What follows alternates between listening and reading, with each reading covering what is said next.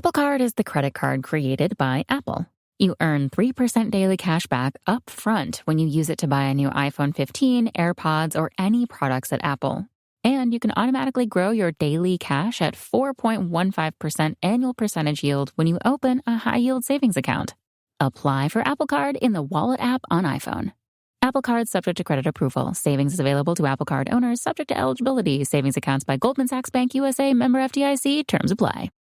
Good morning, good afternoon, good evening, wherever you are, whatever you're doing, when you're listening to this, and welcome to another EPL Index special, ladies and gentlemen. It is another episode of Fans' Feelings. Rival fans think they know, rival fans see and hear bits from the various pundits, but it's only fans of the club that have that true feeling, that true insight, and that's what we're going to tap into today.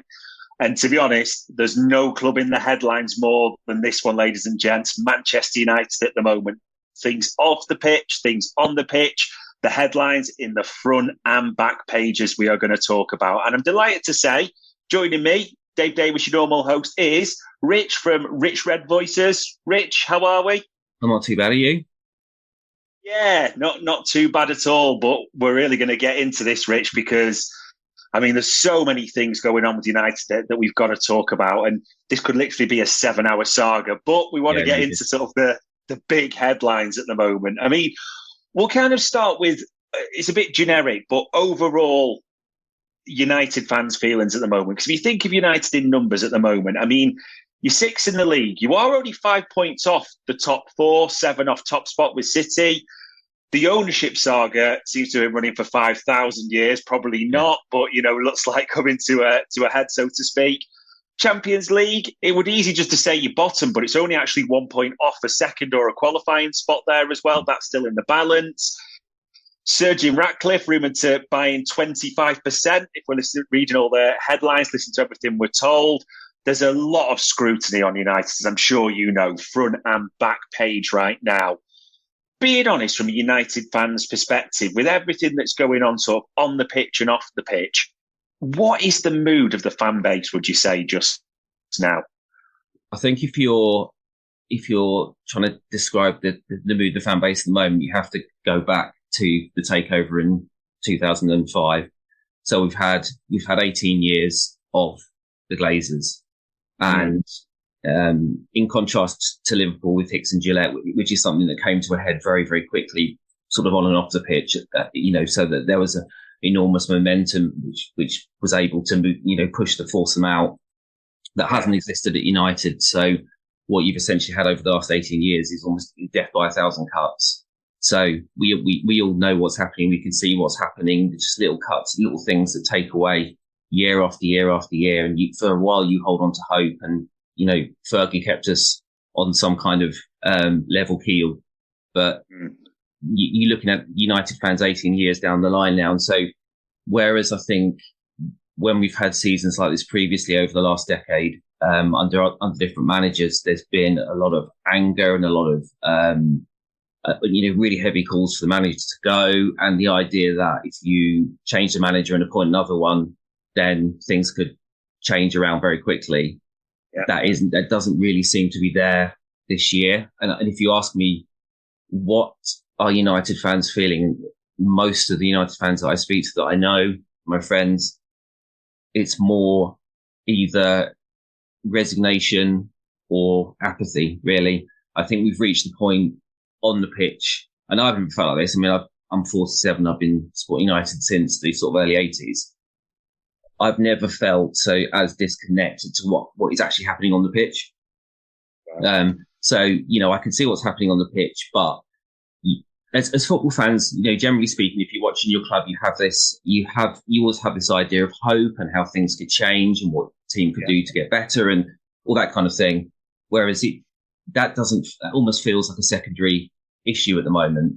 And ultimately everything goes back to the ownership and the kind of year-on-year degradation of everything that United had become under Fergie, really, to the point where under the status quo, very few people actually think it would be worth sacking Ten Hag, even though as a fan I can see that he is failing to quite some degree with a lot of mitigations, but he is failing. The football this season hasn't been anywhere near good enough. It's been pretty terrible, to be honest.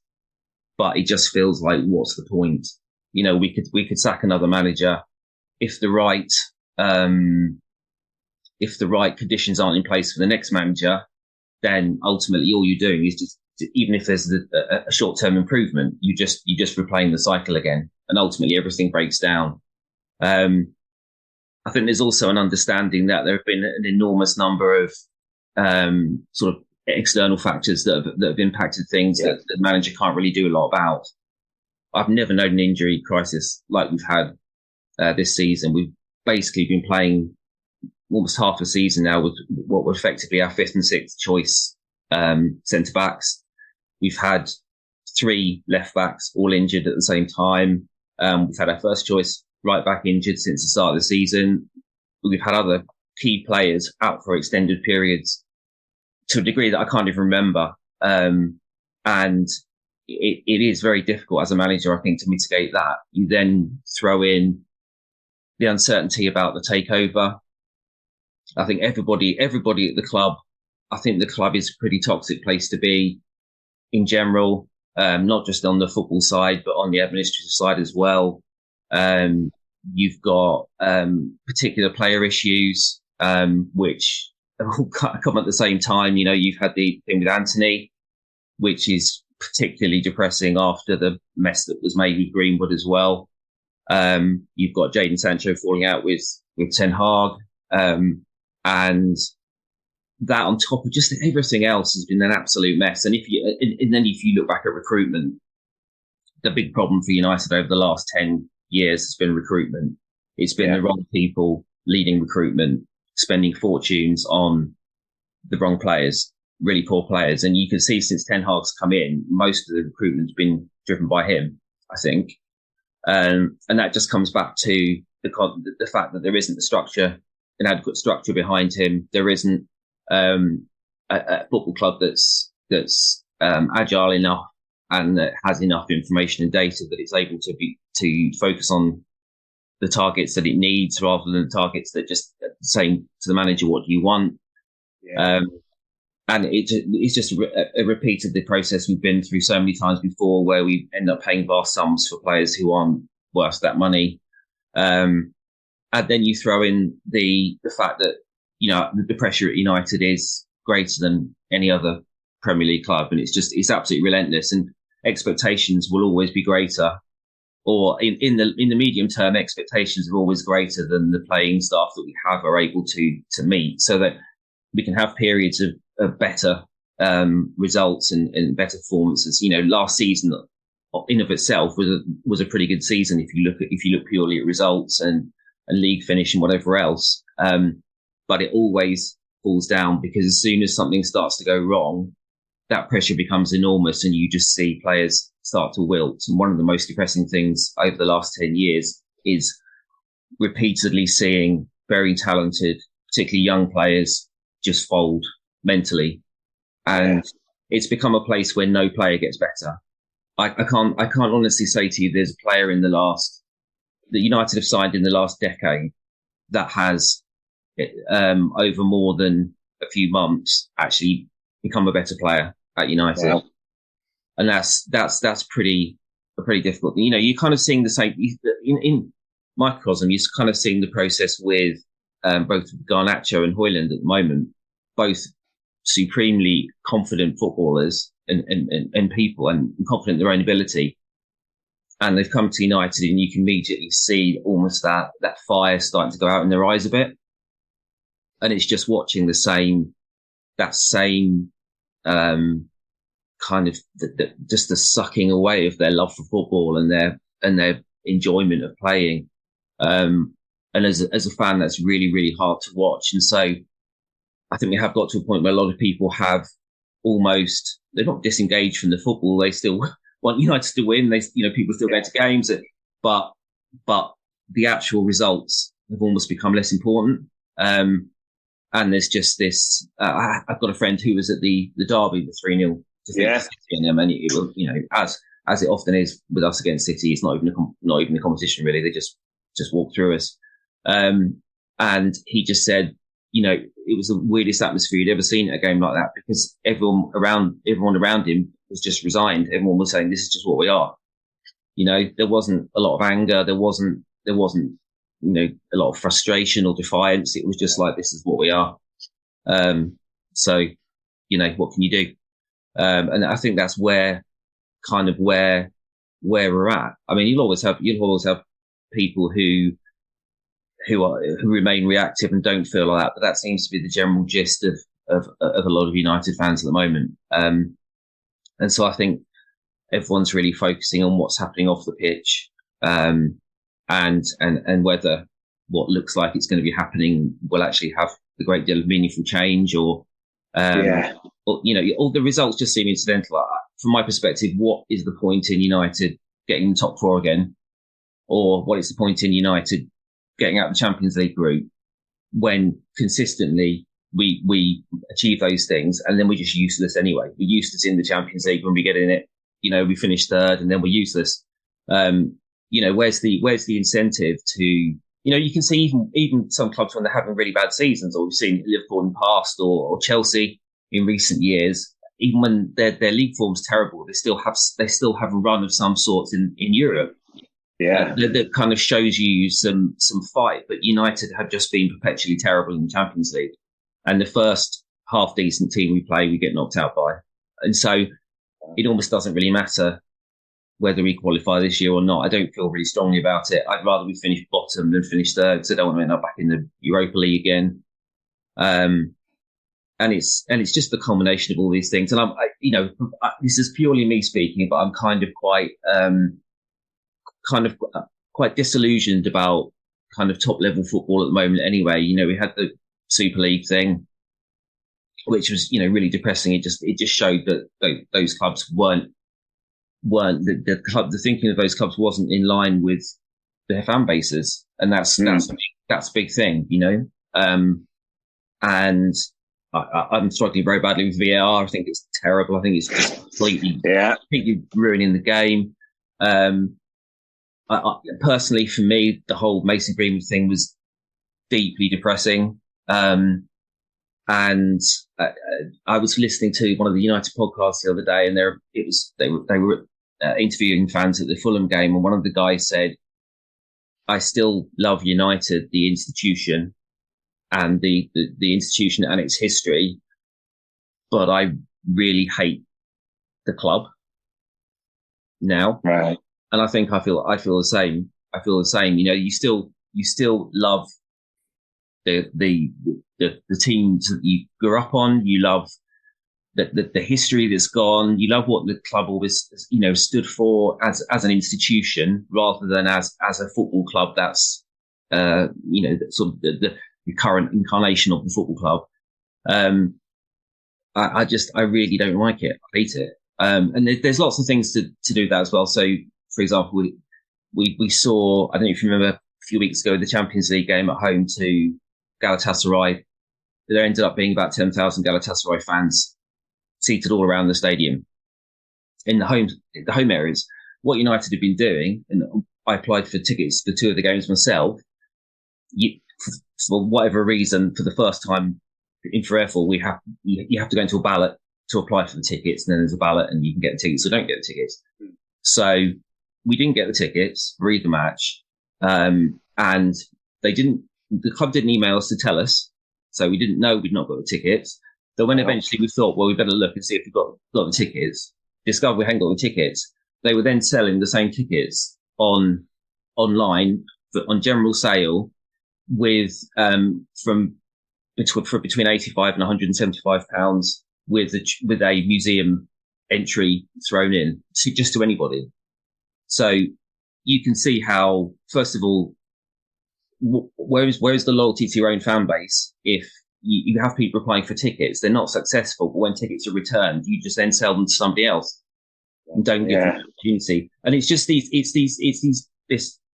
drip of things that the club does that just make you dislike it more and more and more as an entity now. And so we kind of are in this place where where, we still love United, the institution, but I think there are many people who don't like the club. And I think there are many people working at United who don't like the club they work for either.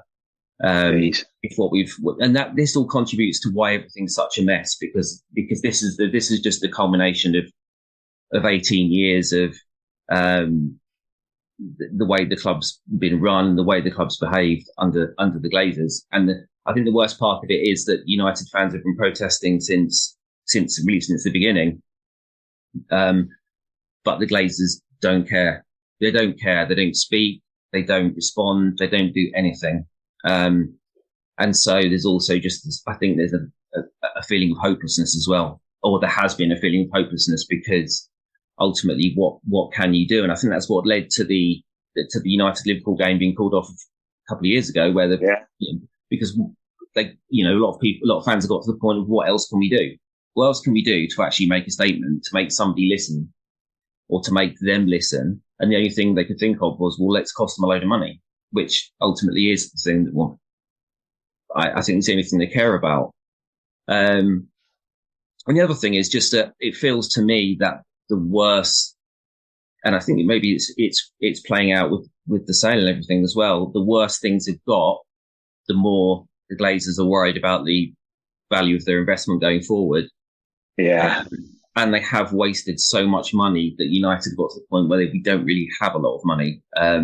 Most of the transfer spend in the summer was done on credit, because we just wasted so much money. We've got so many fees going forward for past years that we've still got to pay.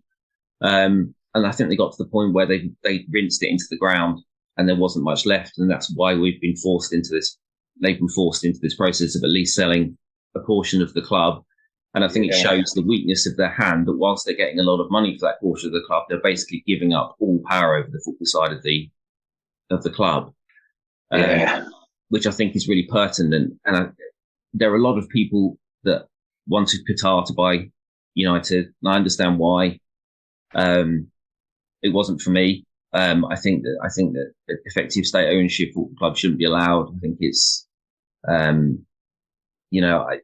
the idea of United being used to sports wash a regime isn't particularly, in fact, I don't know whether I could have sort of carried on the same sense as a fan if that happened. So from my perspective, I'm pleased that it's Radcliffe who's getting a foot in the door. And I think everyone's really looking to that and what might change when that happens, rather than watching United at Fulham or whatever else and thinking that's the most important thing.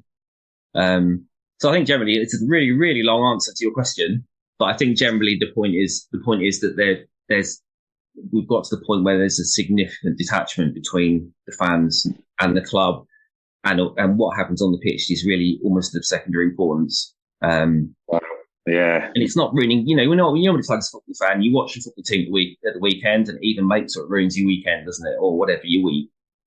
That stopped for me a couple of years ago. I don't really feel that anymore. I watch my football team. In the moment, I want them to win. In the moment, I'm happy if they've won. But if they lose, I just go and do something else. And it doesn't feel like that. You don't have that is ruin my weekend anymore. It's just this thing that I've done.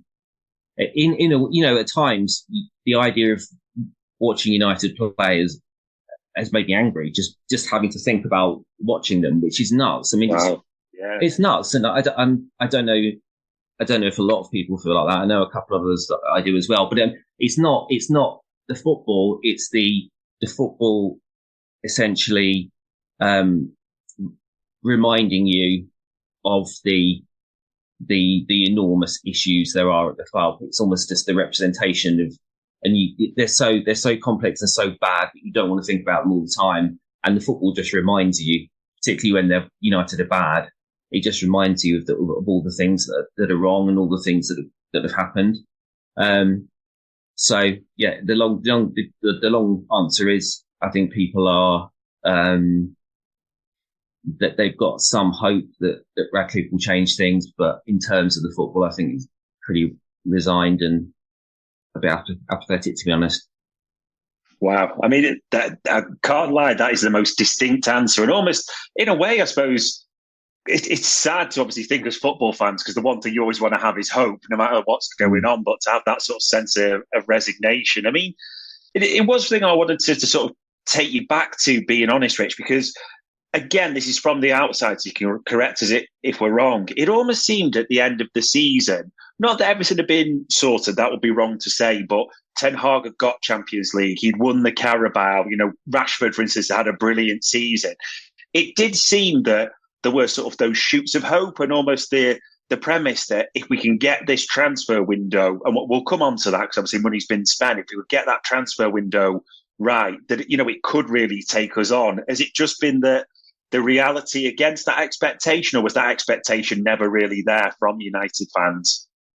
I think United fans are very guarded now in terms of expectation. You know, we've seen these kind of semi-shoot-through recovery so many times, and then they always fall apart.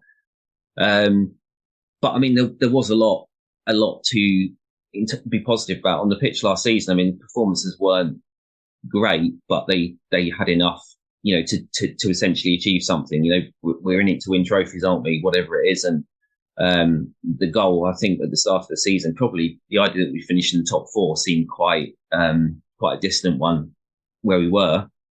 So to actually achieve that as well and get to another cup final was essentially a pretty decent season. I think we then saw the limitations of United's approach to player signings in the summer. And you can see that it was very heavily driven again by Ten Hag, I think.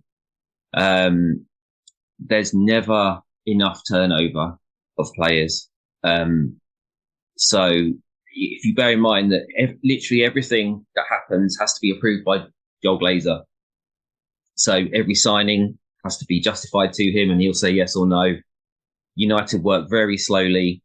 And they also, where they can, would prefer to keep a player because it's cheaper than sell them and buy a new one. That's just how they are in United. So you never get the complete clearing of the decks and refreshment that you need, at a club the size of United. But I think whilst we didn't understand maybe some of the signings, we were hopeful at least that we'd sort of carry on the momentum we had from the previous season. But I think the thing with United, and we talked about that pressure that's always on at United, is that as soon as things start, particularly starting badly is a big one. I mean, I can't overestimate what an incredible job Ten Hag did last season, overcoming those first two matches, the defeat against Brighton, that was a team. If you extended that on throughout the season, that's a team that would have finished bottom of the Premier League. I mean, it's that bad. To have moved Ronaldo on and turn that season around like that and to finish where we were, is way beyond what we could have imagined. I think it happened this season, and it could have been rectified, but then you had so many other things going wrong at the same time as well. We came into the season with loads of injuries. There was the whole Green thing was hanging over the club as well. And there were just so many, and obviously the takeover, people were hoping it would happen. Something would happen in the summer and it didn't happen. So you had an awful lot of staff thinking, am I going to have a job in, 2 months, 3 months? So I can understand from Ten Hag's perspective, if this happens, what does it mean for me? How, what do I do from here? And all his staff as well. And I think it just unsettles players as well, because, as footballers, I guess they like to have an idea of what the project in inverted commas is going to be like going forward. And if there's total uncertainty over that, then, you don't have that certainty, of where everything's going. And that just makes you feel more unsettled in your place in the team, doesn't it? And I think the other thing was, and it's something that, the one thing I've worried about Ten Hag, I don't worry about him tactically. I don't worry about him being able to convey his ideas, but he hasn't got that if you look at the most successful managers, say at the moment, if you look at Klopp or if you look at Guardiola or even Arteta, what he's doing now, they've got very strong personalities. They're very driven, and they're managers who I think players want to win for. They want to win for, and there's an emotional connection there that I think can provide a little bit of extra. It could be different things. I mean, obviously, I don't think Fergie had that emotional thing, but once he achieved a certain amount, he was then this great manager that players wanted to impress, I think. And for me, Ten Hag just doesn't have that thing. One of the things this season is that United have been incredibly unfortunate with VAR decisions this season. We had the penalty that Wolves should have got on the first day of the season. A huge thing was made, and it was a penalty. A huge thing was made about that, and I think United have been paying for that since, because Ten Hag didn't really. He just kind of let it all pass, and then it was against Spurs about 3 weeks later. They're essentially 0-0. United.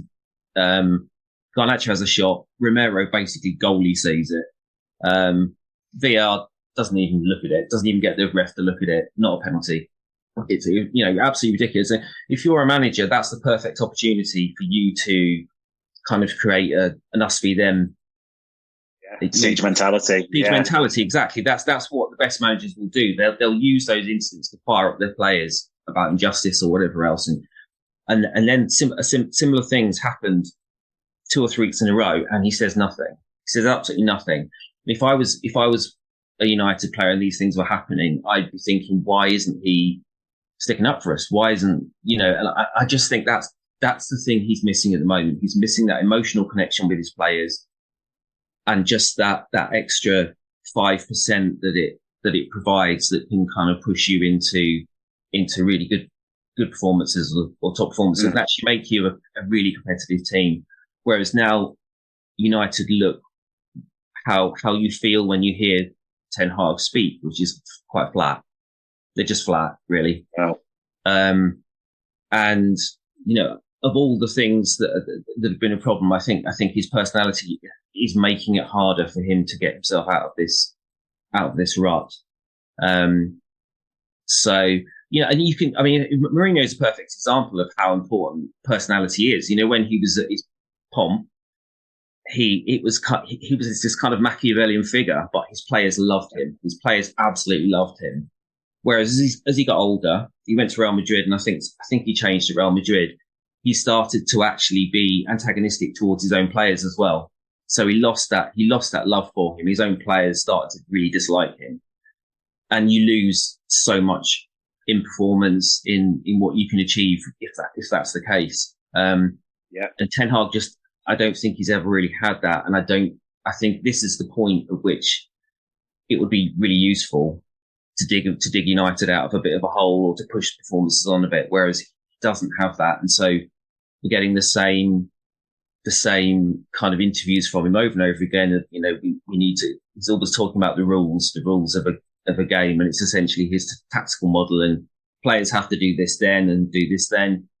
And he just sees a football match in terms of rules. And if everybody performs their rule under the guidance of the rules, then you win a match. If you don't, you won't. And sometimes there's a bit more to it than that.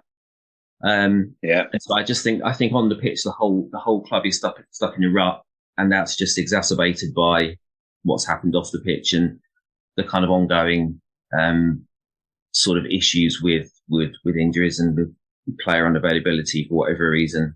And it's just I think it's just a really unhappy place at the moment.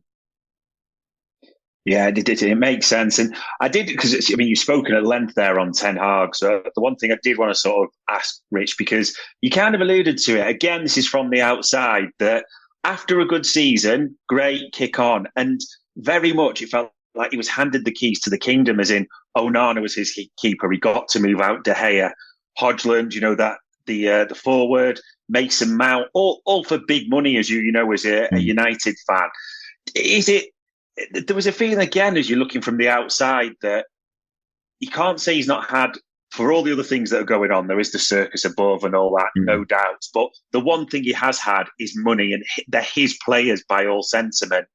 Is there a sort of feeling on United fans that, as you kind of alluded to, because of Mourinho, Van Gaal, everything we've been here before, rather than just sacking the manager, it'll just feel like we're doing it again, just reliving the history?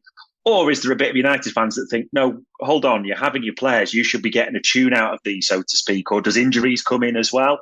How do you see it? I think it's a combination of all the things we talked about, but the overriding theme of the last 10 years at United in terms of recruitment is not having the talent in place to actually, you know how important Michael Edwards was to recruiting the Liverpool under Klopp. I don't think if you just said to Klopp, go away and, tell us what players you want, we'll go and get them and that's it. I don't think you'd have the same success as those two as a pairing in terms of, player identification and whatever, I seem to remember, I wasn't sure reported or Klopp had said that Michael Edwards came to him with Mo Salah and Klopp wasn't sure. And Edwards basically had to persuade him to sign Mo Salah. And that's in a modern football club, that's how it should be. You should have an effective recruitment process led by one person, and then that person in collaboration with the manager, decides on signings. And so, because I think in a modern football club, a manager can't do what Fergie did. He can't be watching games from around the world constantly. They've got such wide roles that they don't have the time to actually effectively scout themselves. And so I think he's essentially been asked, who would you like to sign in this position? And he's just, because he doesn't have that global knowledge of players that I don't think is possible these days. He's headed back towards players that he knows about. And I think the problem with recruiting from, say, Eredivisie, for example, is simply that the level's so low in terms of the league that it's very difficult to know whether they can step up or not.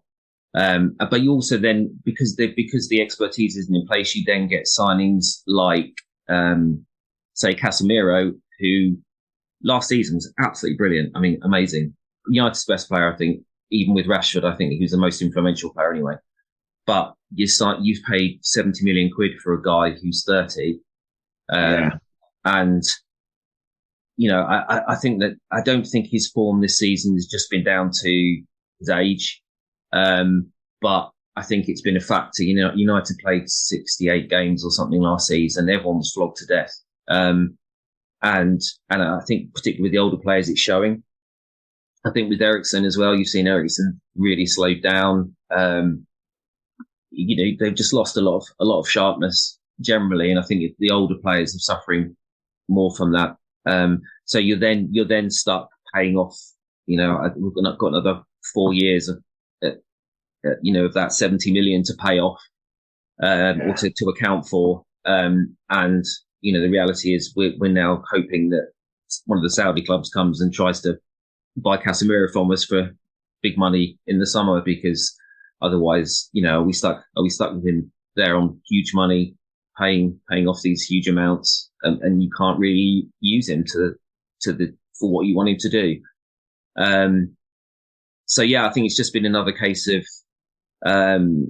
there just not being enough or adequate player identification for a manager, or giving in to the whims of a manager above sort of actual proper player recruitment. And I think that's been a theme over since 2013. United's director of football was essentially Ed Woodward. I mean that literally, seriously. It was Ed Woodward, who was a banker, and didn't really even like football. He was a rugby bloke, and he was signing. He was just bringing players to the manager and saying, "Do you want this player? Do you want that player?" And so United end up with Radamel Falcao for 2 years, and or you sign Juan Mata when you've already got Wayne Rooney playing in the same position as him, and on and on and on and on. It goes on forever. Or you get Ten Hag signing Marcus Rocco because he thought he was quite good at the World Cup. Marcus Rocco might have been quite good at the World Cup, but he was an absolute lunatic and not exceptionally good at football. There's just this total lack of sort of modern recruitment ethos and expertise. And I think if there's one thing people are hoping for from sort of the Radcliffe takeover in the football side, it's that Manchester United should be recruiting the best in class in every role in the club.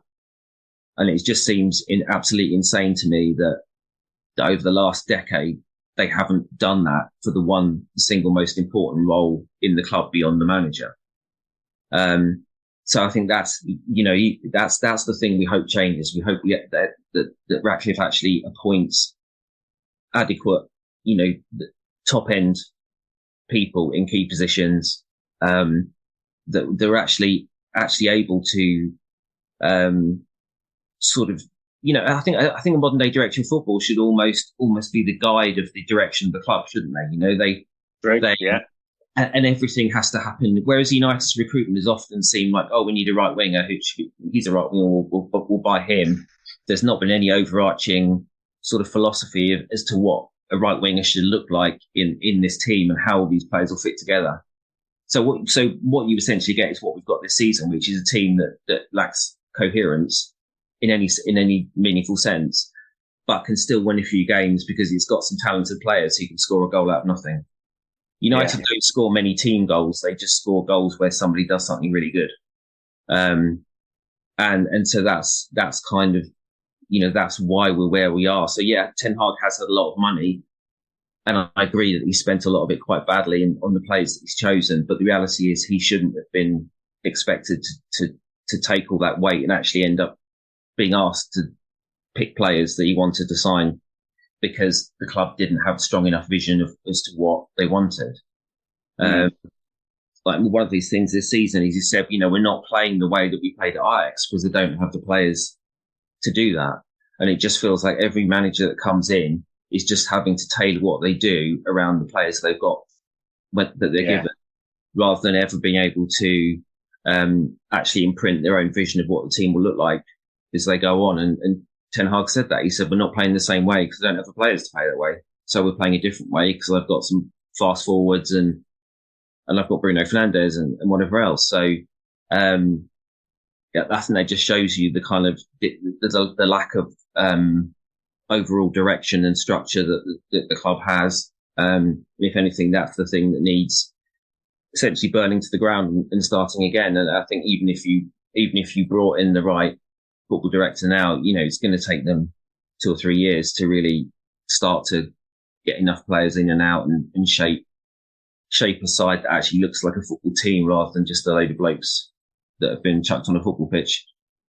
Yeah, I mean, it's definitely not going to be an overnight fix. It very much feels like almost turning a cruise liner around, so to speak. And I mean, you've talked there, and it makes sense that what United fans want to see, and it's a big hope, isn't it, Radcliffe, that as the news suggests, so we're led to believe that 25% share, but essentially taking full control of football operations. And then, as you'll have seen, the rumours Rich will mention of a sporting director of football, all those types of things coming in place, i.e. alleviating what United fans see as the problem that way. I mean, it sounds strange, but the one personality I really wanted to ask you about, and you'll know he talks about United at length, Gary Neville, who's quite vocal on this about the Glazers, the situations. And, with Gary Neville, he does the United games, he talks passionately. Some would say almost loses control a bit at times, but very vocal about the Glazers especially.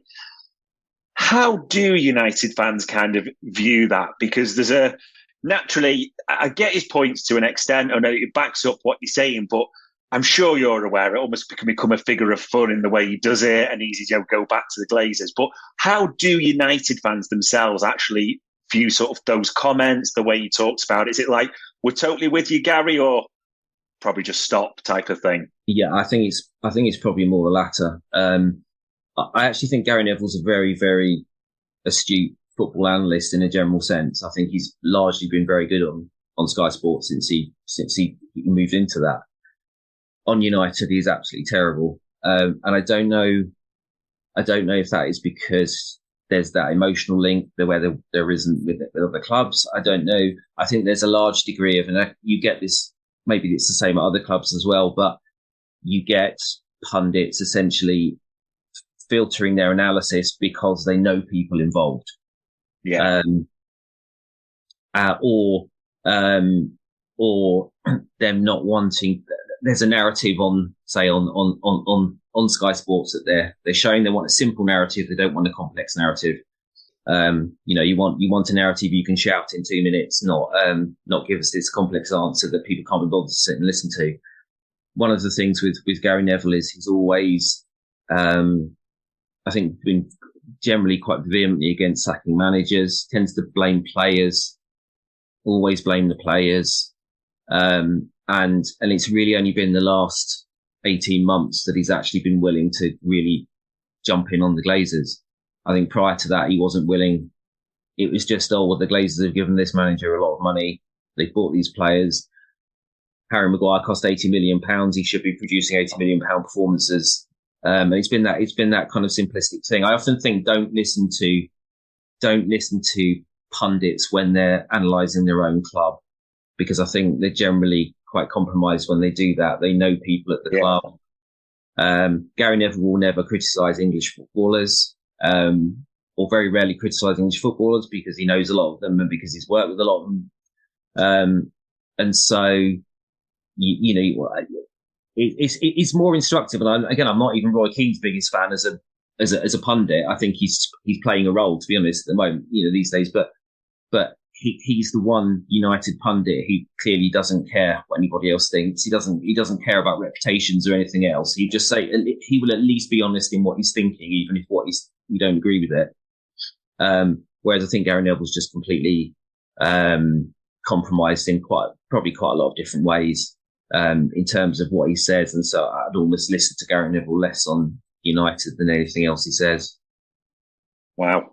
Yeah, which you can't. It usually tends to be most games, doesn't it? Even if it's not United on the telly, that he'll throw up a comment or opinion there. I mean, for the hopefulness, because I mean, we all see that there's the fascination around the roof at Old Trafford, everything happening, the on and off the pitch.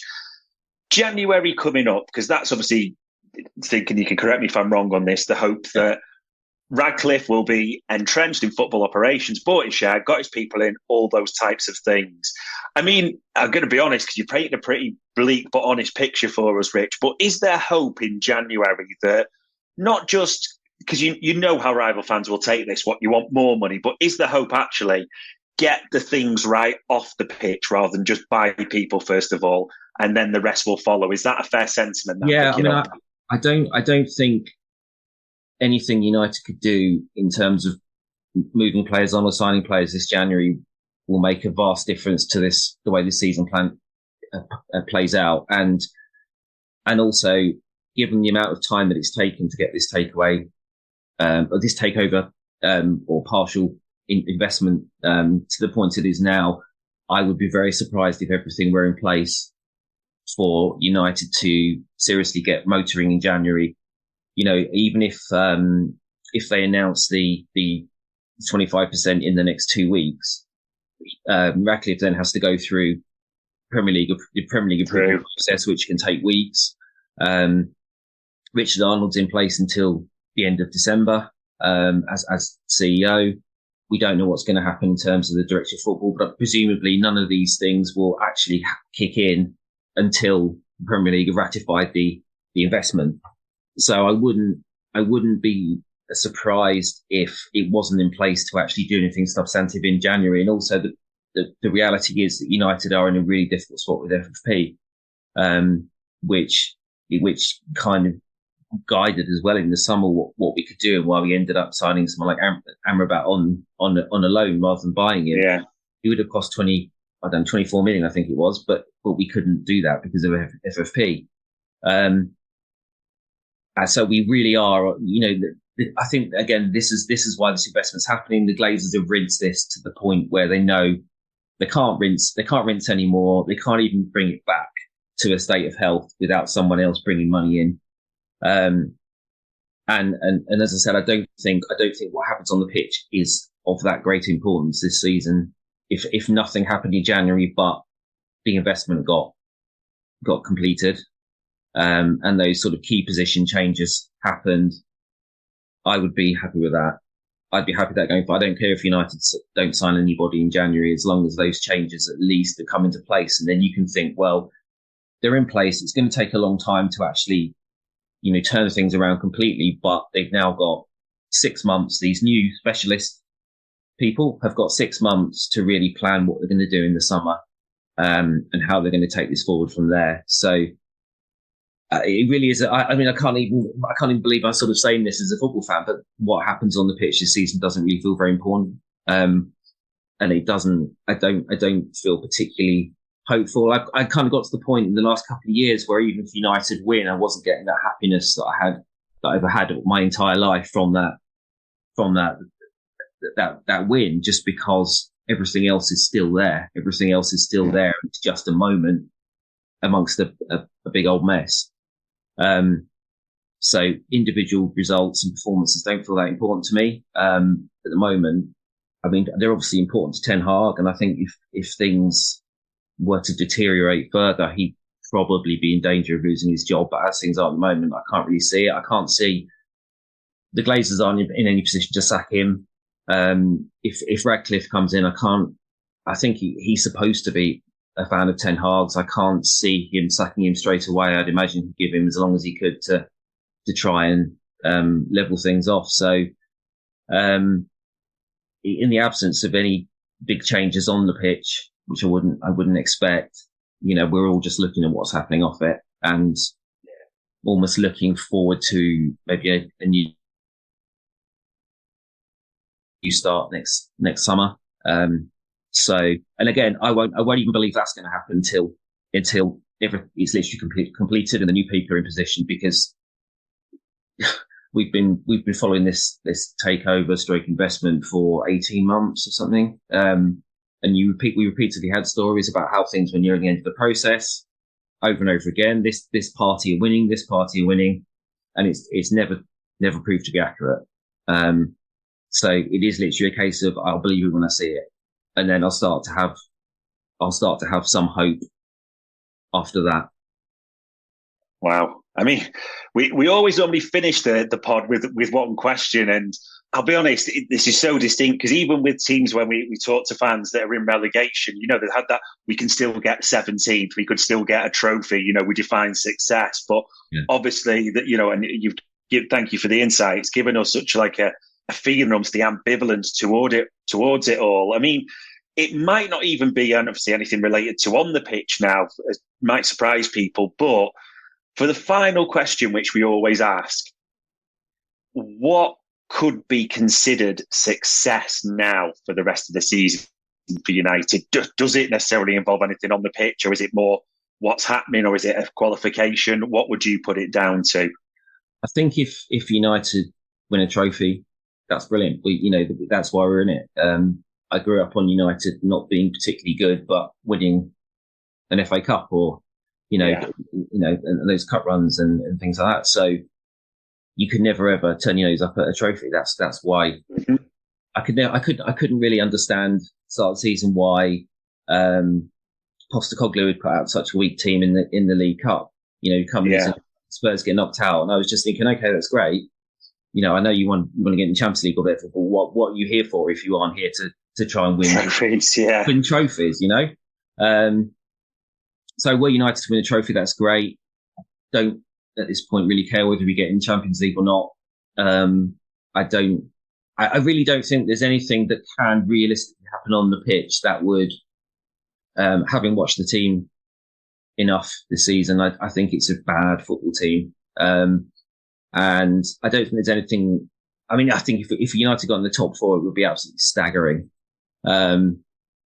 I guess from a financial perspective, going forward, that would probably be a benefit to Radcliffe, and I suppose so. That I guess that would be a success of sorts. But I think absolutely everything is going to focus on what happens off the pitch and changes of staff off the pitch and changes of attitude, and really kind of starting again in the way that Liverpool did when, under Klopp and Michael Edwards. It's really, you looking back at whatever it was, 20 odd years of kind of almost making the same mistakes as United, but with United on a kind of different level.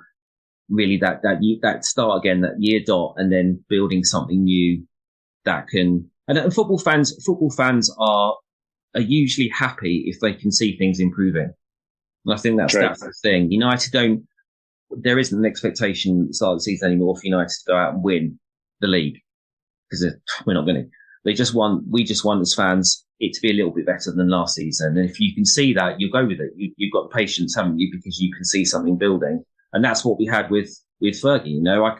I can still remember just the feeling of something was happening, and United incrementally improved year on year to the point where they won the title and going on from there. And I think that's, from my perspective, I'd like to see United play a bit better this season, because at the moment we look like a team that's never met. And it's just a case of, win as many games as we can until the summer, and then hopefully if this investments happen and the personnel changes have happened, then hopefully next summer will be a bit different, and we can start to move forward again. I guess if anything, It feels like we're stuck in quicksand. We're just stuck in quicksand, and we've been in it for the last decade. And if someone pulled our feet out of the quicksand, I think that would be the biggest success we could have. Wow. Well, ladies and gents, we do ask for our fans' feelings. We like to bust the myths on this pod, and I think we got it pretty raw and uncut today from Rich. So all it really leaves me to say is, Rich, hopefully it felt somewhat cathartic, possibly, or got something from it. But thank you for your insight and your honesty, definitely. That's all right. It's a pleasure. Brill. And ladies and gents, that was another EPL Index special. Sports Social Podcast Network.